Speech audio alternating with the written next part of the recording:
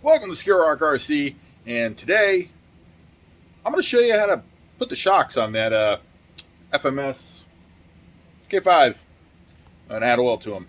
So, yeah, stay tuned. Let's do it. All right, here we go. So I already got one of the shocks apart. Everybody, we probably know how to take the shocks apart, but you'll be able to honestly figure out how it goes apart when I put it back together.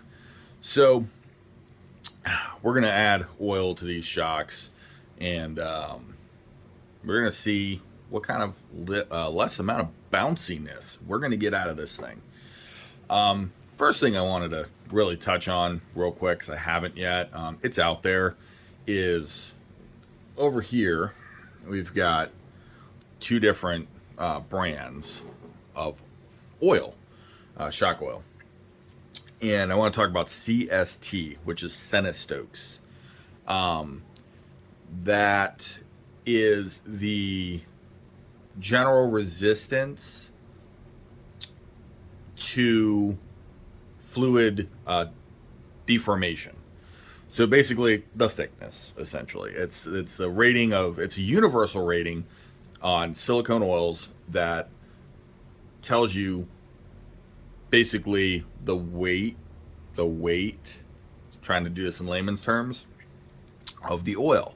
And the reason I want to talk about it is because branding wise, usually brands use a weight system that's kind of their own, and CST is a global weight. It's kind of like engine oil. 5W30 is 5W30, 10W30, all that stuff. And that's what CST is. So if you look at the Traxxas, there we go. Whoop. Trying to get it to focus. There we go. So you'll notice that that's 60 weight, 700 CST. Now let's look at the Team Associated bottle. That is 60 weight, 800 CST. And then TLR, which I don't have a bottle of 60 weight TLR. I have the 30 weight that we're going to use in this thing, which might be a little too thick. We'll find out. But the TLR one, I think, is right with the Team Associated. It's 810, I think, CST. So keep that in mind when you're buying shock oils. Usually want to just stick to the same brand. As you can see, I don't. I buy whatever is on the shelf, or what's on sale, because that's me. That's what I do. So anyway, just giving you a heads up on the shock oil thing. It also is the same thing. Any silicone oils, so diff oil is the same way. So just pay attention to that CST. So say you got to go, and get some more shock oil, and you wanted 60 weight, and all they had was Traxxas, but you're running Team Associated. You're like, oh, 60 weight. No, especially in racing. Really, crawlers, yeah, you'll notice it a little bit, but racing is where it's at. Like on-road racing is really where this matters. And we had to pay attention a lot when I was doing parking lot racing with short course trucks. So there's that. Anyway, done deal. So this is the shock. So we got this teensy little shock body. And what we're going to do is we're going to start by grabbing one of the big O-rings here. And you're just going to put it over the top of the shock body here, just right on top like that. So I got to focus, so I'm going to do this very carefully. There we go. All right. So now you see that O-ring is now on that position. So now what we got to do is we're going to take our shock piston, which is this here. This doesn't have holes. It's literally basically a small bolt. That's what they use, but that's going to work. That's fine. This is a micro crawler. We don't need anything super duper fancy. So you're going to go ahead and install your shock piston. So here we go. Shock piston goes in the body from the top, like so. There you have it. So now this is the fun part, is you have these. You see these teensy little O-rings. So I'm actually gonna try something here. Let's bring it over. Oh man, that worked. Almost worked. There we go. All right, so basically what we're gonna do here is it's gonna be a dual O-ring setup. And I don't know if you can see, I'll just, oops, almost lost one. All right, so what I'm gonna do is I'm gonna show you what I'm doing here, how to get these on. So, see the eensy beensy little O-ring? We're just gonna push it on like that, and it kind of holds it. I'm gonna kind of use my hex driver to hold that shaft up.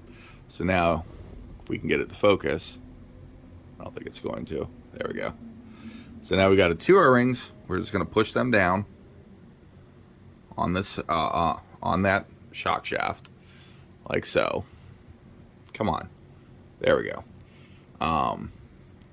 Then pop our cap on. So this is the lower cap, it just snaps on. So we're just gonna put that right down like so, and then you just kind of get it to squeeze together. So I'm gonna use my little baby Nip-X's here, and we're just gonna kind of push this down a little bit. Just kind of give it a little squeeze, a little squeeze, a little squeeze. There we go. All right. And there you have it. So now that's put together. I really got to get this camera to do focus things. So now, from that point, we'll put our spring on, and then Jesus. Every time I'm trying to do an informational video, I always have a wonky going on. Now that was hex keyed on that shock piston, which is the 1.5, like so. So we can use that. And this is your lower ball stud. Come on. Focus. Jeez. Thank you. Ish. There we go. Lower ball stud. And you can actually use the hex driver like so. And then just thread that back on. Like that. You don't want to go too tight. And now we have... Now it's a little bound up. And that's fine. That's actually okay. Because that's dry. Now sometimes you want to put like a little drop of shock oil on the O-rings, but this is actually going to lube itself up quite nice. So I'm going to try not to make a huge giant mess here. And you're just going to add a tiny bit. Oh, is this... I haven't opened it yet. Look at me go. There we go. Now let's try it. Some people use droppers, and some people just make a giant mess, like, you know, act like Neanderthals. I'm gonna try not to be a Neanderthal. Alright. So now we got some oil in here. We gotta just ease and just work that shock just a little bit, so you can kind of get that oil up underneath that piston.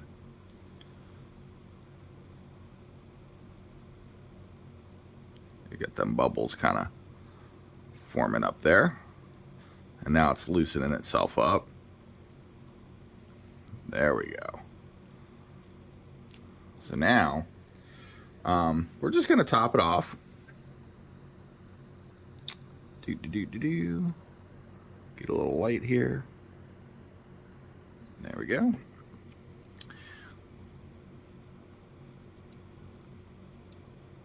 I'll get that air out of there.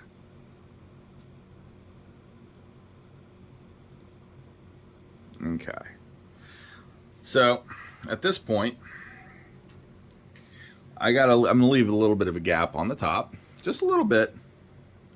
I like to kind of push the piston up some, and then we'll screw our our shock cap onto the top here.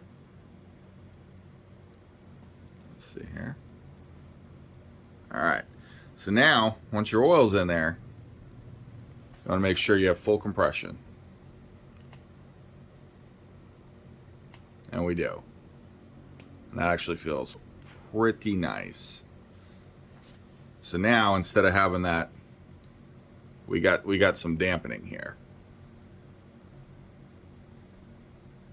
And that's going to be a lot better performing. Now, these aren't the best shocks, you know. Like, I do feel a little bit of roughness in there. However, I think for a free mod that you can do, let's get that bottom piece back on there good. A free mod, and they include the O-rings with the kit. So I think that's, you know, we'll go with that for now. I'm going to do the other ones, and then I'll put it all back together. And we'll see how bouncy it is after that. I'm going to go with not. I got some new wheels and tires coming for it today. They'll be here in a little bit, hopefully. We didn't do the trails. Found some interesting stuff on Amazon that we're going to test out. I did also get the trails because I really like them. And I ordered the Baja Pro X's on AMain. So stay with me, and I'm going to get the rest of them done. And we'll jump back in it right here, right about now. All right. Well, this is cool. The wheels and tires actually showed up as I was installing the shocks. So, by the way, much better.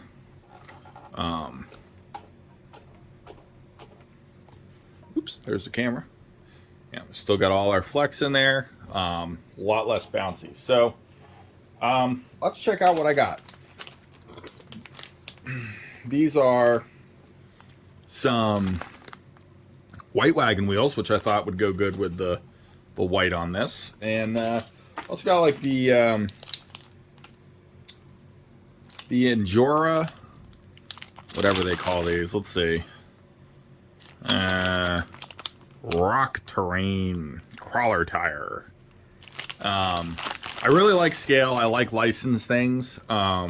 But you know what? I also like cheap stuff. So these had a coupon. They were I think they were like $12.99 for the set.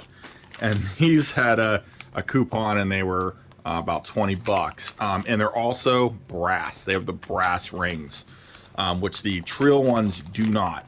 So I'm gonna put one of these together, and we'll get them on the truck. So as far as the shocks go, that's what we were looking for. So we got that. There's not really much else to say about that besides, you know, let's test it. But, you know, let's test everything, I guess. You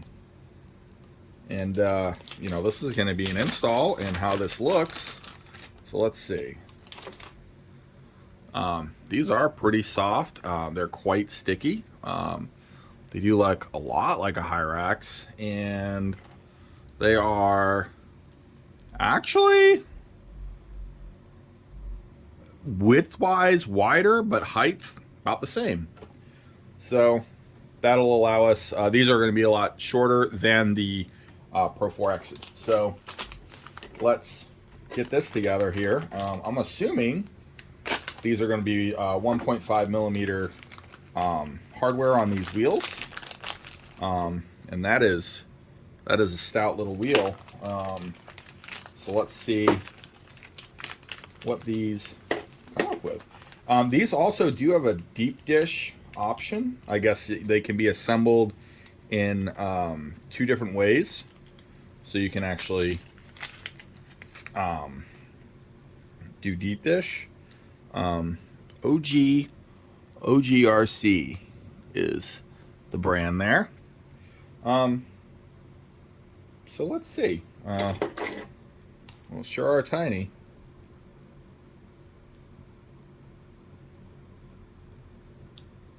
Ooh, that is smaller than that. Let's see here.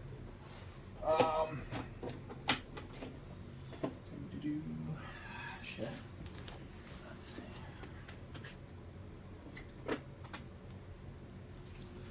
What about my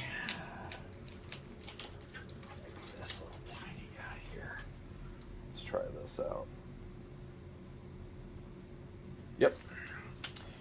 So these are not 1.5. These are 0.050. So no big deal. I just don't have an actual driver, but I have this hex key one here. So apparently we can assemble these in two different ways. So let's see what those ways are.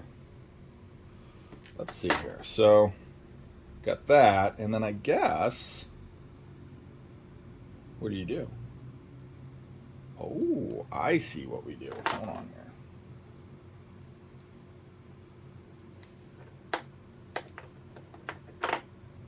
Okay. Yeah, I think we want to. Let's do the deep dish way. I like that. So I'll try and do this on camera as best I can. All right. So when assembling bead locks, first things first. Let's go ahead and get our ring inside the tire, like so. And you just want to make sure you got to pull it up above that ring, and just make sure it kind of just sits in there nice. You know, you don't want any wonkiness, and you don't want to pinch the foam. So once you would do that, now you're gonna insert that wheel part, the front face, and then this rear face. And then from there, we've got to install the bolts. Let's see. And this is going to be 24th scale. Like small scale stuff is just usually a bear for me to deal with, because it is it's a lot more tedious than 10th scale. So now this is the fun part. We got to line up the holes. You got to line up the lug holes here.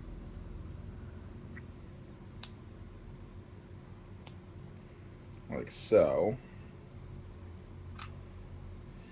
And then somehow, miraculously, put this together.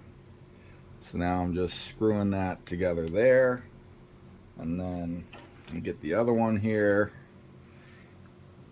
like that. I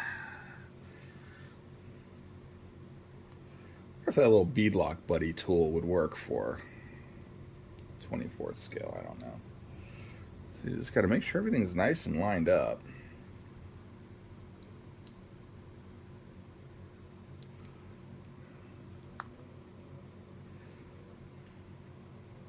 Which it's not.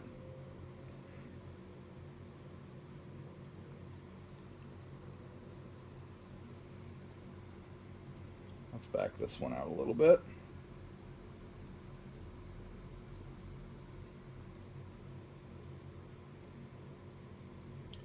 Let's see.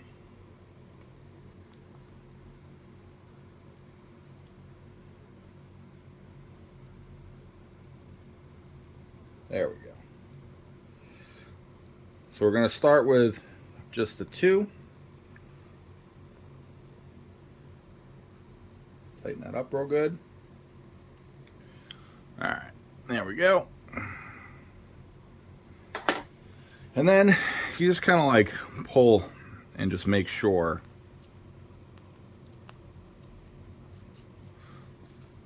they're vented.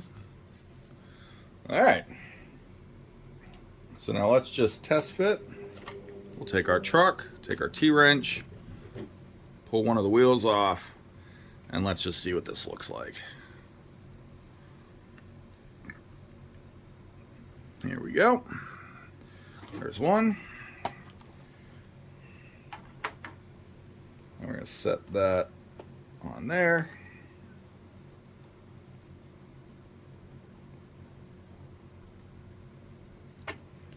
use the other tire's traction here.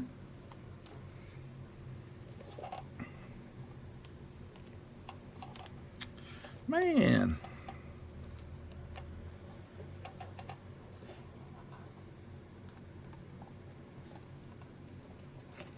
All right.